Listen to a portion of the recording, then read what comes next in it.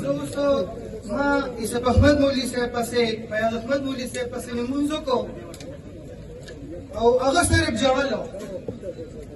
په دې ضلع کې یا په یو کندي کې چې ښکلې اجرا ښکلې وي هغه مړ شي نو چې کومه لږ پیمین یې سیچو ته کښېني نو په 24 ګنټې کې ول هغه پیدا کړي چې سړی زه به یوې خبرې معافي غواړم که زه بې ادبه خبرې کوم زه د دې مشرانو روغیار هم نه یم او دونه پوه یم مونږ سره نشته زه په اخره کې یو نارم کوم دې مشرانو ته زه په سوال ویم په مینت ویم چې د دنیا مشران رالې ته شو ډنګېدلې او لاړې زه اوس د تورمزو نه رالم خپل جیب میل ته کې پرېښودو په ما باندې به اواز هم نه کوې خبرې به صفا کوم کیدای شي هفته پس زما سره هم پروت دي چې هلته پروت دي زه څه په یارانه غارانه کې نه یم راوتې د شیخ صاحب دپاره راوتې یو یو کس په هم کور ته نه ځې دا میک ته دا به همدلته کې بند پروت یو ناست به یو یا به ډي پي او صاحب له ورځو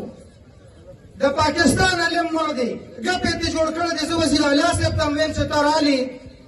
او پی پی ټي آی ملګري به هم خفه کېږي نه سیاسي رنګ به وله نه ورکوو ما پکې اتو خان ته هم ټلیفونونه کړم ما ته یې ویل چې بچي زمونږ د طرف اجازت دی لاړ شه مشتاق صاحب هم دا د ګواه دی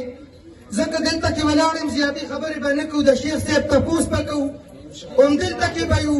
یا ناره به کوم او بلکل راله بیا ښه په نره باندې اواز راکوې چې شیخ صاحب کو انصاف دو انصاف دو انصاف دو شیخ صاحب کو انصاف دو شیخ صاحب کو انصاف دو شیخ صاحب کو انصاف دو مشرانو له مستې غړی مستړی کوې دا ټول راغلي دي فریادونه یې کړي دي ژړلي دي مینت یې زاره یې وکړې زما دې د الله په هغه لوی خانه کعبه باندې قسمي که ما اوس په جومات کې د ګلجي سترګو مخ ته کتې شو ما ورته ګلجي دا میک راکړه زه اعلان کوم دا ټول کلي روزو الحمدلله راپام سي د راسره مه کوئ خبرې تاسو مسنورونو ته ناست یې کښېنه په دې روډ د پاسه یو قسم قدم وانهلې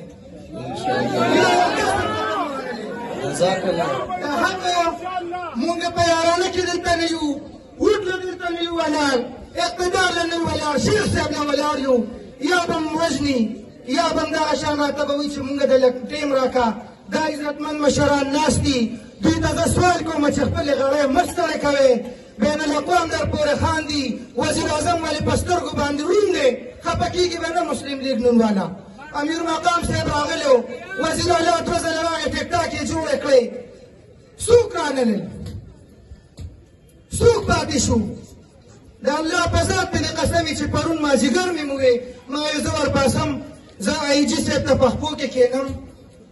چې زمونږ د خلو شیخ صاحب ته حاجت نشته خدای بخښلی دی د هغه د مخه دې خدای مونږ وبخي